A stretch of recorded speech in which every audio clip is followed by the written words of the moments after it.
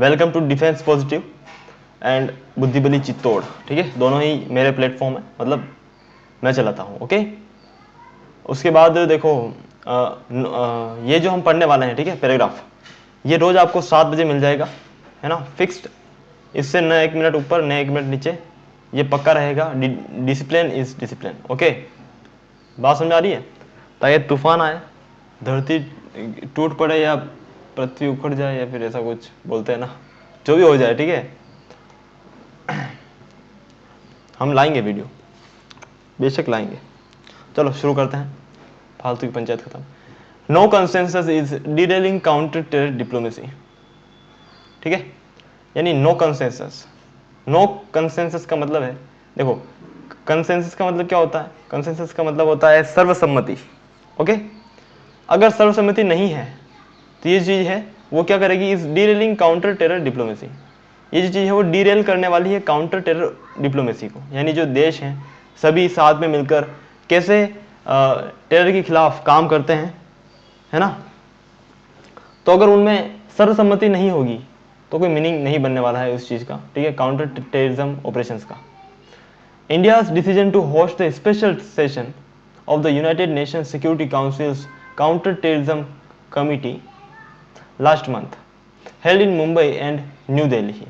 It focused on new and emerging technologies, is one of a number of events planned by the government to give its counter-terror diplomacy a greater push. ठीक है, बात समझ गए?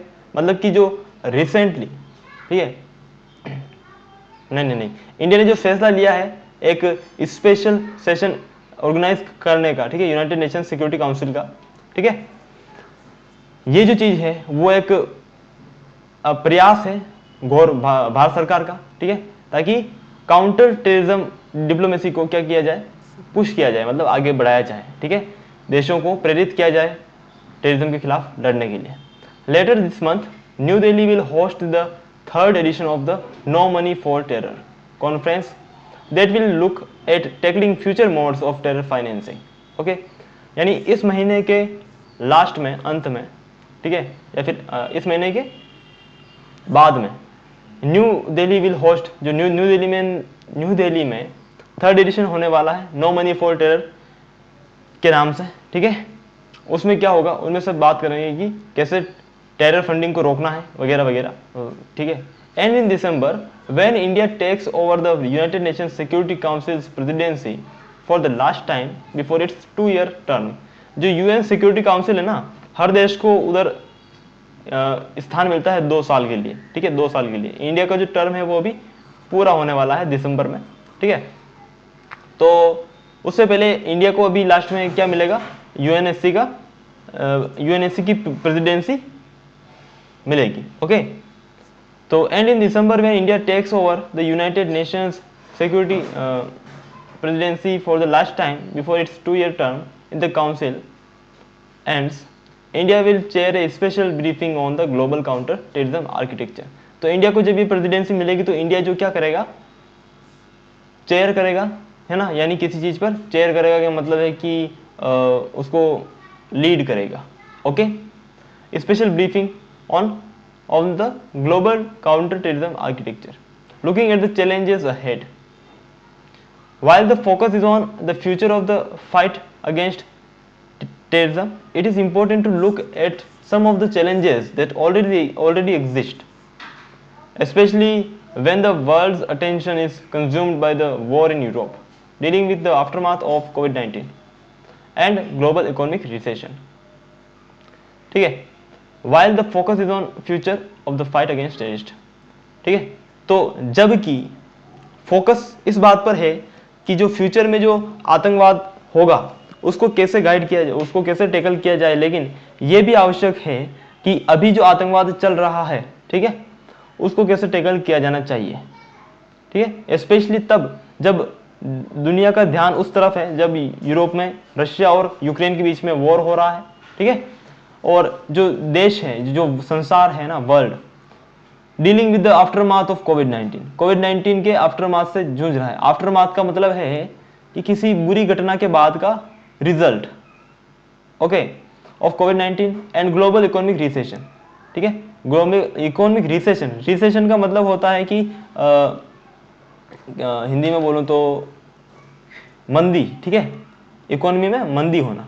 तो जब ये सारी चीज़ें हमें समझ में आ गई होगी आपको, ओके, क्योंकि जब मैं चीज़ें रिपीट करता हूँ ना, बोलता हूँ दोबारा, तो वो थोड़ा बोरिंग लगता है, इसलिए मैं एक बार ही बोलूँगा, ठीक है।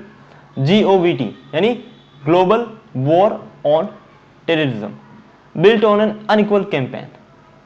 जो ग्लोबल वॉर ऑन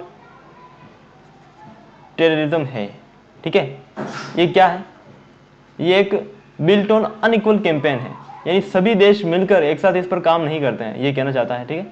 तो इसमें क्या कहता है लेखक, the first challenge is that the global war on terrorism GWOT as it was conceived by a post 9/11 United States is over with the last chapter written last year as the United States negotiated with the Taliban and then withdrew from Afghanistan। तो जो first challenge जो था, ठीक है, जो first challenge है वो क्या है, ग्लोबल वॉर ऑन टेररिज्म, है ना, जैसा कि इसे कंसीव किया गया था by an post 11 United Nations, यानी जब ये नाम इसको दिया गया था कब, जब अमेरिका पर 9/11 का अटैक हुआ था, ठीक है। ये चीज़ अभी ओवर हो जाती है, ठीक है, यानी जो ये GWOT का जो मामला है ना, वो अभी ओवर हो जाता है, खत्म हो जाता है। क्यों? क्योंकि अभी रिसेंटली यूनाइटेड नेशंस ने क्या किया है, तालिबान के साथ नेगोशिएटेड किया है, यानी बातचीत करके और वहां से विड्रू कर लिया है ना, यानी आतंकवाद के खिलाफ इन्होंने हार मान ली है। समझ में आ रहा है बात को? यानी फिर कहाँ हुआ ग्लोबल वॉर ऑन टेररिज्म, समझ रहे हो ना बात को? तो GWOT itself was built on an unequal campaign. When India had asked for similar help to deal with the IC-814 hijacking, जो कि 1999 में हुआ था, less than 2 years prior to the 9/11 attack, with evidence now clear that those who the Atal Bihari Vajpayee government was forced to release were all terrorists who went on to help with planning, funding और providing safe havens to the Al-Qaeda leadership। Al Qaeda ने attack किया था हमारे 9/11 वाला, समझ रहे हो बात को, ठीक है, और उसमें जो आतंकवादी शामिल थे उनको भारत ने आज़ाद किया था। क्यों? क्योंकि आतंकवादियों ने शर्त रखी थी कि अगर आप उन आतंकवादियों को आज़ाद करोगे, हमारे साथियों को, तभी हम IC-814 जो प्लेन हाईजैक हुआ है उसको छोड़ेंगे, ठीक है। उस वक्त इंडिया ने हेल्प मांगी थी यूएस की, तो यूएस ने हेल्प नहीं की, ठीक है। तो ये जो ग्लोबल वॉर है ऑन आतंकवाद के खिलाफ, ठीक है, तो ये पहले ही क्या बना हुआ है, अनइक्वल कैंपेन बना हुआ है, लेकिन सब मिलकर साथ नहीं कर जा रहे हैं, समझ रहे हैं। अगर यूएस उस समय इंडिया की हेल्प करता तो यूएस पर अटैक नहीं होता, बात समझ रहे हो, सिंपल सी बात है। It's pleas fell on deaf ears in the US. तो जो भारत की जो प्लिया थी, जो अपील थी, वो क्या हुई थी, यूएस के बहरे कानों पर पड़ी थी, है ना, यानी यूएस ने उनकी बात नहीं सुनी हमारी। United kingdom, the United Emirates end of course Pakistan, all of हुम वर hit by the same terrorist in later years, ठीक है, किसी ने भी बात नहीं सुनी और सेम जो आतंकवादी थे उन्होंने इनको फिर हिट किया, इन सभी देशों को भी, ठीक है। Even after GWOT was launched, यहां तक कि जब ग्लोबल वॉर और आतंकवाद लॉन्च हुआ था, Pakistan role as the US ally and China's iron friend, Pakistan का रोल, ठीक है, as an US ally and as an China's iron friend. Iron friend का मतलब है कि चाइना के साथ जो पाकिस्तान है वो डील करता है किसमें, आर्म्स में, ठीक है, हथियारों में, तो इसीलिए उसका आयरन फ्रेंड है, समझ रहे हो बात को। ensured that the UNSC designations of those who threatened India the most, ठीक है, including Masood Azhar and Hafiz Saeed, never mentioned their role in attacks in India, ठीक है। तो ग्लोबल वॉर ऑन आतंकवाद होने के बावजूद, ठीक है, लॉन्च होने के बावजूद पाकिस्तान का जो रोल रहा है वो क्या रहा है कि ये जो आतंकवादी है उनको कभी भी पाकिस्तान ने माना नहीं है कि इन्होंने ही अटैक किया था, ठीक है, और उसने कभी मेंशन भी नहीं किया इनको नाम, ठीक है, इंडिया अटैक पर। The maximum India received, the maximum जो सबसे ज़्यादा इंडिया ने रिसीव किया है वो क्या किया है, सिर्फ in terms of global cooperation वो एक्चुअली फ्रॉम इकोनॉमिक स्ट्रिक्चर्स का मतलब होता है स्ट्रिक्टनेस, ठीक है, that the financial action task force grey list placed on Pakistan. ज़्यादा से ज़्यादा जो इंडिया को सहायता मिली है, ठीक है, ग्लोबल सहायता, वो क्या मिली है कि पाकिस्तान को FATF लिस्ट में डाल दिया गया था। Simple. Pakistan was cleared from this in October, अभी अक्टूबर में उसे वापस पाकिस्तान को ग्रे लिस्ट से निकाल भी दिया गया है। इंडिकेटिंग, और ये क्या शो करता है, ये इंडिकेट करता है that the global appetite to punish Pakistan for terrorism has petered out. Petered out का पीटर का मतलब होता है डिसअपियर होना, ठीक है। तो पाकिस्तान को FATF से निकालना ये शो करता है, इंडिकेट करता है कि जो एपेटाइट का मतलब होता है भूख, ठीक है, जिज्ञासा, इच्छा। तो पाकिस्तान को टेररिज्म के खिलाफ पनिशमेंट देने का जो भूख है, जो आग है, जो इच्छा है, वो क्या हो गई है, डिसअपियर हो गई है ग्लोबल में, मतलब देशों में, ठीक है। समझ रहे हो बात को। In edition the week international reaction to the Taliban take over of Kabul and its prosecution, है ना, प्रोसिक्यूशन ऑफ विमेन, प्रोसिक्यूशन मतलब ऑप्रेस करना, दबाना, किसी को प्रताड़ित करना, okay. In edition the week international reaction to the Taliban take over of Kabul and its persecution of women and minorities in the country demonstrate rising fatigue levels in dealing with another country's problems, ठीक है। अगर अगली तौर पर देखा जाए, है ना, इसके अलावा, ठीक है, तो जो इंटरनेशनल रिएक्शन था, है ना, जब तालिबान ने काबुल पर टेक ओवर किया था, तो वो जो रिएक्शन था बाकी देशों का वो काफी लो था, है ना, और किसी ने इतना बढ़ चढ़कर उस पर उसका विरोध नहीं किया, ठीक है, तालिबान का। ये चीज क्या दिखाती है, ये चीज ये दिखाती है कि फटीग यानी कि थकान हो रही है, ठीक है, किस चीज में, दूसरे देशों के मामलों में अड़ने से लोगों को क्या हो रही है, तकलीफ हो रही है ना। जैसे कि अमेरिका वगैरह है, उसने भी पीछे ले लिया है ना, वहां से हट गया है। तो ये बताना चाहता है कि लोग जो मतलब दूसरे देश हैं वो किसी और देश के मामले में इंटरफेयर करने से क्या कर रहे हैं, बच रहे हैं, दूसरों की हेल्प करने से बच रहे हैं, ठीक है। The hard reality for India is that the future of counter terrorism cooperation is going to be less cooperative, ठीक है।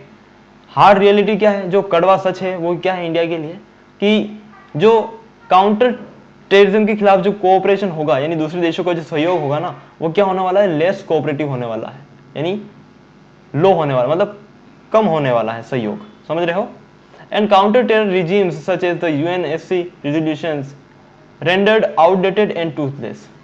और जो काउंटर टेररिज्म के खिलाफ जो रेजोल्यूशंस बनाए हैं UNSC ने, UN सिक्योरिटी काउंसिल ने, वो भी क्या हो गए हैं, आउटडेटेड होने वाले हैं और ये टूथलेस होने वाले हैं, ठीक है, यानी कुछ भी नहीं बोलने वाले हैं वो लोग भी, समझ गए आप। A blur over definition, new technologies. Next, the growing global polarisation.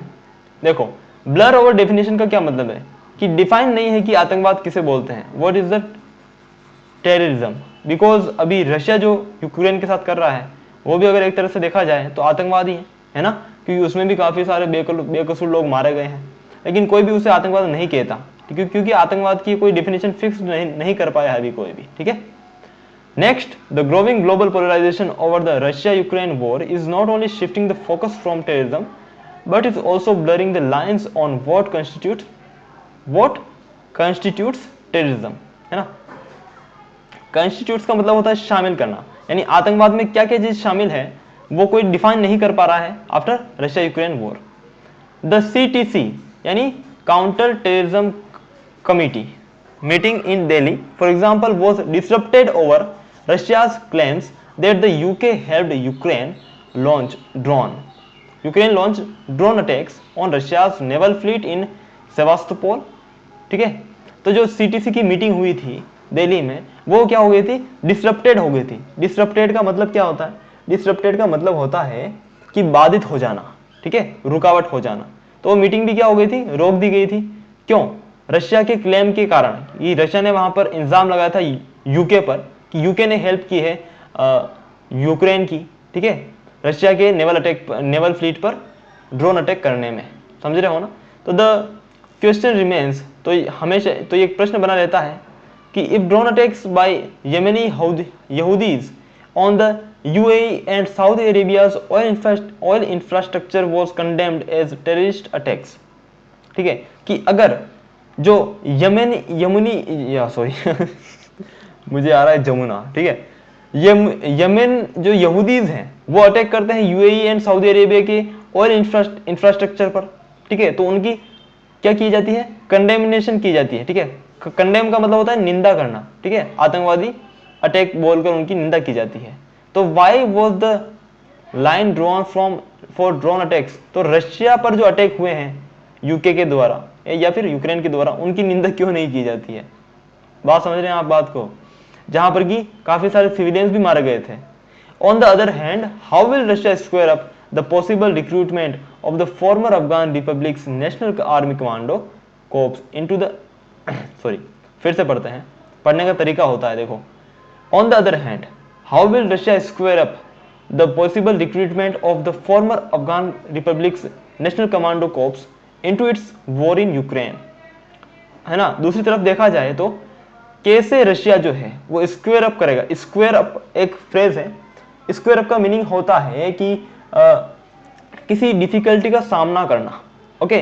तो रशिया कैसे अफगानी जो कमांडो कोप्स है ना, उनको यूक्रेन के खिलाफ युद्ध में शामिल करेगा, जबकि जो अफगानी जो ये जो फोर्स है ना, वो पहले खुद के देश में आतंकवाद के खिलाफ थी, लेकिन अब ये दूसरे देशों पर हमला करेगी, मतलब रूस के साथ मिलकर, तो फिर ये खुद भी तो आतंकवादी बन जाएंगे ना, मतलब खुद भी तो आतंकवादी की लिस्ट में आ जाएंगे।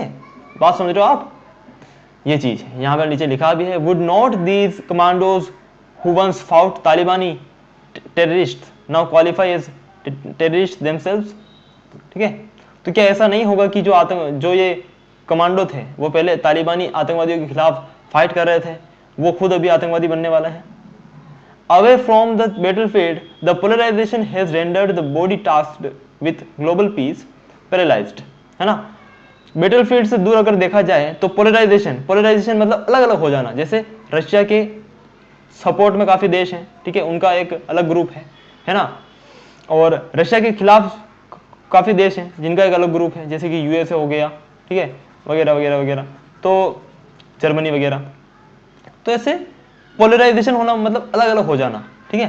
तो बैटलफील्ड से अलग अगर देखा जाए तो ऐसे लोगों का मतलब देशों का अलग अलग हो जाना, ठीक है, जो कि एक ग्लोबल पीस की जो बॉडी थी, ठीक है, वो क्या हो जाती है, इससे पैरालाइज्ड हो जाती है। यानी जब सब मिलकर एक साथ काम नहीं करते हैं आतंकवाद के खिलाफ, ठीक है, तो फिर वो जो यूनिट बनी हुई है ग्लोबल पीस बनाने के लिए, यूएन सिक्योरिटी काउंसिल, वो कुछ काम की नहीं रहती है। As the UN Security Council is unable to pass any meaningful resolutions that are not vetoed by Russia or Western members, and China has been able to block as many as 5 terror designations requested by India and the US, ठीक है। अभी देखो कि UNSC का कोई भी जो resolution होता है, जो प्रस्ताव होता है आतंकवाद के खिलाफ, वो ऐसा नहीं है कि बिना वीटो के पारित हो जाता है। यानी कोई ना कोई तो वहां पर वीटो लगा ही देता है, कोई ना कोई देश। वीटो का मतलब है कि आपत्ति शो करना, जताना। जैसे कि रशिया या फिर अमेरिका हो गया, या फिर चाइना की बात करें तो चाइना ने तो 5 आतंकवादियों को जिन्होंने की मतलब जिनको यूएस ने और इंडिया ने बोला था कि ये इनको ग्लोबल आतंकवादी घोषित करना चाहिए, तो चाइना ने उसके खिलाफ वोट किया, है ना। तो इससे फिर वो क्या हुआ, जैसे कि अजहर वगैरह कुछ नाम दिया था ना इधर, वो आतंकवादी, तो फिर वो ग्लोबल टेररिस्ट की लिस्ट में शामिल नहीं हो पाए। समझ रहे हो बात को? तो ये चीज है यार, सब एक साथ मिलकर काम नहीं करेंगे तो कोई कुछ भी नहीं होने वाला है। सब अपना उल्लू सीधा कर रहे हैं, मतलब सब अपना हित देख रहे हैं, ठीक है। ये मैंने एक कोट बोल दिया था, मतलब एक मुहावरा यार, मैं हिंदी में बोल रहा हूँ। Perhaps the biggest opportunity lost due to the UNSC's other preoccupations has been the need to move forward in India's proposal of 1996 of the Comprehensive Convention on International Terrorism. Okay, perhaps शायद, perhaps का मतलब शायद, the biggest opportunity lost due to the UNSC's other preoccupations. शायद UNSC ने एक बड़ी opportunity जो खो दी है ना, इसके प्री ऑक्यूपेशंस के चलते। वो क्या है, वो ये रही है कि इंडिया का जो प्रपोजल था 1996 का, ठीक है, कि एक कॉम्प्रिहेंसिव कन्वेंशन होना चाहिए इंटरनेशनल टेररिज्म पर, ठीक है। कन्वेंशन का मतलब होता है मीटिंग, ठीक है, होनी चाहिए। उसको ठुकराना यूएनएससी का क्या था, एक बिगेस्ट अपॉर्चुनिटी लॉस्ट था, ठीक है, उसने एक बड़ी अपॉर्चुनिटी खो दी है यूएनएससी ने। While each conference, including the CTC meeting in Delhi, makes passing the CCIT a goal, very little progress has been made on the actual issues such as the definition of terrorism, है ना। Concerns यानी चिंताएं या फिर जो भी problems हैं वो over human rights, low conflicts and the old debate on freedom fighters versus terrorists. समझ रहे हैं बात को। तो जबकि जितनी भी कॉन्फ्रेंस हुई है उनमें से हर conference, each conference including the CTC meeting जो कि दिल्ली में हुई है ना, उनमें सभी पर सीसीआईटी पर बात की जाती है, यानी कॉम्प्रिहेंसिव कन्वेंशन ऑन इंटरनेशनल आतंकवाद, ठीक है। ये मुझे ये शब्द बोलने में बहुत दिक्कत होती है, तो आतंकवाद, ठीक है। Very little progress has been made, लेकिन फिर भी काफ़ी थोड़ी सी प्रोग्रेस की गई है जो एक्चुअल इश्यूज हैं, जैसे कि आतंकवाद की डेफिनेशन क्या होनी चाहिए, ठीक है, जो ह्यूमन राइट्स के खिलाफ जो हमला होता रहता है, ठीक है, आतंकवाद होता रहता है, उनको फिर कैसे ट्रीट किया जाना चाहिए, ठीक है। एंड द ओल्ड डिबेट्स कि जो आतंकवादी हैं वो भी फ्रीडम फाइटर्स हैं या फिर आतंकवादी हैं, समझ रहे हो ना। जैसे अगर हम JNK में जाए ना, जम्मू कश्मीर में, तो जो जम्मू कश्मीर के कश्मीर के जो लोग हैं वो तो ये सोचते होंगे कि जो यहाँ पर जो यूथ है वो हमारे लिए, हमको आज़ादी दिलाने के लिए फाइटिंग कर रहे हैं इंडियन आर्मी से, है ना। लेकिन हम क्या सोचते हैं कि वो आतंकवादी हैं, ठीक है। तो ये सोच क्लियर नहीं हो पा रही है कि वो आतंकवादी हैं या फ्रीडम फाइटर्स हैं, ओके। लेकिन है तो वो आतंकवादी ही, क्योंकि किसी निर्दोष को जो मारेगा वो तो आतंकवादी है, सिंपल। और अगर कोई आतंकवादी है तो उसे इंडियन आर्मी मारेगी, सिंपल सी बात है यार। Despite several changes in the draft made by India in 2016, consensus for the convention is still elusive, है ना। elusive का मतलब क्या है, तो इंडिया ने जो ड्राफ्ट पेश किया था, ठीक है, 2016 में, कि जो मीटिंग होनी चाहिए आतंकवाद के खिलाफ, उनमें क्या क्या फैसले लिए जाने चाहिए वगैरह वगैरह, ठीक है, उनमें कभी भी कहीं भी क्या नहीं दिखती है। एलुसिव का मतलब होता है कि डिफिकल्ट इन फाइंडिंग समथिंग, ठीक है। तो उनमें एक सर्वसम्मति ढूंढना मुश्किल है, ठीक है, बात समझ रहे हो आप। यानी उन सभी ड्राफ्ट इन सभी नेशंस में कभी भी कोई भी सर्वसम्मति नहीं हो पाई है। The next challenge comes from emerging technologies and the weaponization of a number of different mechanisms for terrorism purposes, ठीक है। तो जो नेक्स्ट चैलेंज है वो क्या है कि आजकल के जो विभिन्न हथियार आ गए हैं और नए नए तरीके आ गए हैं आतंकवाद फैलाने के, उनसे निपटना भी एक बिगेस्ट चैलेंज है, ठीक है। Drones are already being used to deliver funds, drugs, weapons, ammunitions and even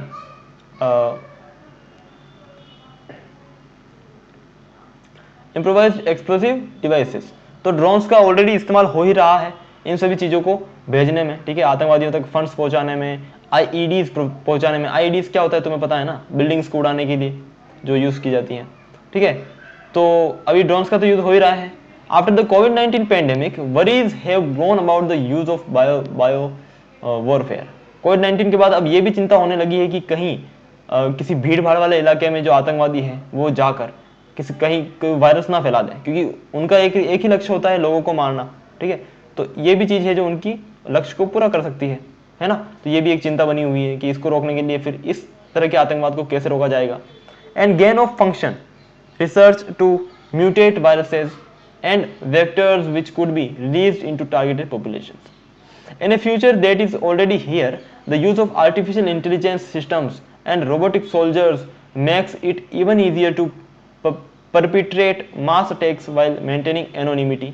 तो अभी जो रोबोटिक्स आ गई है ना, उनको भी, जैसे कि रोबोट फायर करता है, ठीक है, गन्स वगैरह, तो उनसे फिर क्या हो गया है कि काफी आसान हो गया है परपिट्रेट का मतलब होता है to conduct a bad thing, ठीक है, कोई गलत काम करना, ठीक है। तो परपिट्रेट करना आसान हो गया है किसको, अटैक्स को, है ना। वाइल मेंटेनिंग एनोनिमिटी, और हमारी एनोनिमिटी बनाए रखते हुए। एनोनिमस का मतलब होता है कि अनजान, जिसको कोई जानता ना हो, मतलब छुप कर हमारी पहचान उजागर किए बिना आतंकवाद फैलाना, यहाँ पर काफी इजी हो गया है आजकल, ठीक है। टेरर फाइनेंसिंग यूजेस बिटकॉइंस, जो टेरर फाइनेंसिंग है वो क्या करती है, यूजेस बिटकॉइंस, यानी बिटकॉइंस का यूज करने लगी है, ठीक है, या फिर कर रही है। And crypto currency and terror communications use social media, और जो नए आतंकवादी को जोड़ने के लिए आजकल सोशल मीडिया का यूज किया जा रहा है, लोगों को इन्फ्लुएंस करना, फिर उन्हें आतंकवाद में लेकर आना, और साथ साथ गेम्स का भी यूज हो रहा है, ठीक है, ताकि बच्चों को इन्फ्लुएंस करके आतंकवाद में शामिल किया जाए। तो ये सभी चीज़ों से निपटने के लिए भी काफ़ी प्रॉब्लम आने वाली है भविष्य में। द ड्राइवर्स ऑफ स्ट्राइफ, तो इस स्ट्राइफ के ड्राइवर्स कौन है? स्ट्राइफ का मतलब होता है कॉन्फ्लिक्ट, ठीक है, कॉन्फ्लिक्ट यानी छोटे लेवल का वॉर, ठीक है। Unless there is global consensus और on regulating the use of this emergent technologies by all responsible states, it will be hard to distinguish their use from those by designated terror entities or state sponsored terrorism, ठीक है। जब तक कि ऐसा नहीं हो जाता, अनलेस का मतलब है कि जब तक कि नहीं, ठीक है, तो जब तक एक सर्वसम्मति नहीं बन जाती है ग्लोबल में, ठीक है, कि कैसे रेगुलेट किया जाना चाहिए जो इमर्जिंग, जो नई नई टेक्नोलॉजी बाहर आ रही है ना, वो देशों द्वारा उन तक ही सीमित रखी जाए, या कैसे एक लिमिटेड वे में अन्य देशों तक पहुंचाई जाए, समझ रहे हैं ना। It will be hard to distinguish, तो ये सभी चीजें फिर क्या हो गई है कि इससे फिर क्या होता है ना, डिस्टिंग्विश करना नहीं, अलग अलग करना। एक तो आतंकवाद होता है जो कि खुद आतंकी बनते हैं, ठीक है, और लोगों को मारते हैं, और एक ऐसा आतंकवाद जो कि एक देश दूसरे देश में फैलाता है ना। ये दो तरह के आतंकवाद है, फिर इनमें अंतर करना मुश्किल हो जाएगा जब तक कि एक ग्लोबल सर्वसम्मति नहीं बनती। समझ रहे हैं बात को? Pakistan, Iran and North Korea are the most obvious examples of countries where the establishment has supported terrorist groups carrying out cross-border strikes. तो पाकिस्तान, ईरान और नॉर्थ कोरिया जो है ये मोस्ट ऑब्वियस एग्जांपल्स हैं, यानी अक्सर ये लोग जो हैं वो क्या करते रहते हैं, इन्होंने एस्टेब्लिशमेंट किया है, ठीक है, supported terrorist groups carrying out cross border strikes, जो क्या किया है, आतंकवाद का इस्टेब्लिशमेंट किया है, जो कि इनकी बॉर्डर से बाहर जाकर, जैसे पाकिस्तान इंडिया के अंदर करता है, ठीक है, इस तरीके से ये सभी, ये तीन जो देश हैं वो एग्जाम्पल हैं, okay. Drone attacks and cyber warfare, ये तीनों चीज़ों में ये एक्सपर्ट है। एक्सपर्ट मतलब कि ये ऐसी हरकतें पागलों जैसे यही करते हैं, ठीक है। But what does one make of drone strikes by North Atlantic Treaty Organization countries in Yemen, Syria, Afghanistan, Somalia, where civilians have been killed, और Chinese government run hackers who disable urban electric grids. लेकिन फिर उनका क्या, उनको हम क्या बोलेंगे, हाँ, उनको हम क्या बोलेंगे, जैसे कि जो नाटो ग्रुप्स हैं, जैसे कि अमेरिका वगैरह, वो जो स्ट्राइक करते हैं अफगानिस्तान वगैरह में, तो वहाँ पर काफ़ी सिविलियंस मारे जाते हैं, ठीक है। या फिर जो चाइनीज़ हैं वो अटैक करते हैं, मतलब हैक करते हैं किसी अन्य दूसरे देशों की जो इलेक्ट्रिक ग्रिड्स हैं उनको डाउन करने के लिए, है ना। तो इन सभी चीज़ों को क्या बोलेंगे हम फिर, इन्हें भी तो आतंकवाद बोलना चाहिए ना। तो मोटे तौर पर देखा जाए तो हर कोई आतंकवाद फैला रहा है आजकल, ठीक है, तो फिर कैसे वो आतंकवाद के खिलाफ काम करेंगे, सिंपल सी बात है। तो nor are there any globally accepted norms on how and in what measure one is to respond to those attacks, और ऐसा कोई मतलब स्केल भी नहीं बनाया गया है कि किस लेवल पर इस ऐसे अटैक्स का वापस से क्या करना चाहिए, रिटेलिएट किया जाना चाहिए, यानी फिर से जवाब देना चाहिए ऐसे अटैक्स का। तो फिर लोग आतंकवाद में शामिल हो जाते हैं ऐसे ही, मतलब समझ रहे हो ना, कि इंडिया ने पाकिस्तान पर अटैक किया, फिर पाकिस्तान ने इंडिया पर अटैक किया, फिर थोड़े दिन बाद फिर इन्होंने अटैक किया, तो ये आतंकवादी तो है, simple. Way it is the US flattening of Afghanistan post 9/11 Pakistan aerial strikes. अब ये तुम पढ़ना, ठीक है, छोटा सा है ये, आप पढ़ना, क्योंकि फिर लंबा वीडियो हो जाएगा और फिर कोई मतलब नहीं बनने वाला है, ठीक है। बाय, जय हिंद, टेक केयर। हाँ यार, ये जो मीनिंग्स में बताता हूँ ना, वो कैब्स वगैरह ये लिख लिया करो यार, ठीक है, वरना कुछ बनने वाला नहीं है तुम्हारा। और इसका जो PDF है वो कैब का, वो डेली आपको 9 बजे मिल जाएगा, 7 बजे ये वीडियो मिलेगा, 9 बजे वो PDF आपको मिल जाएगा। एक टेलीग्राम ग्रुप है हमारा डिफेंस पॉजिटिव का, ठीक है। उस पर जाकर आप फॉलो कर सकते हैं। ठीक है, बाय, जय हिंद।